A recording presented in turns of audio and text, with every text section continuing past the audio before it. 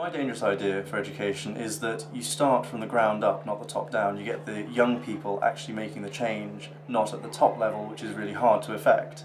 I think that you need to get young people taking more risks, and I think there are structured ways to make that happen, but only if you do it on an interpersonal level. And I think that you need to understand that school and university teaches you in one way, but life teaches you in a different way. So at school, you're given the lesson first, and then you're penalised for getting the answer wrong. But in life, you're naturally taught the other way around. You're given the punishment first, and then it's up to you to learn what the lesson you had to learn was.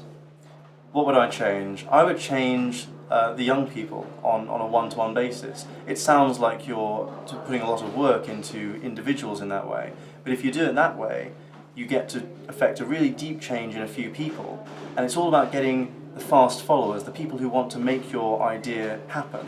If you get enough people who are bought into the idea of taking more risk and having more of an understanding of their own psyche and how they can turn failure into experience, it means that they will then influence other people around them, and then you'll get a real kind of following and people will change from the grassroots up.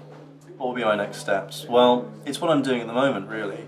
I think you need to go and speak to the young people individually and engage with them. I mean, when I speak to young people, I never have a feeling that there isn't enough enthusiasm. They always want to go and trek across the Arctic or own their own business or climb Everest. It's just that they have a paralysing fear that they personally can't achieve it. And it's about knowing that if you can imbibe them with the power to know they can do these things and ways to actually go about doing this in a practical sense, they can then affect other people and you can get a real change going on throughout the entire system.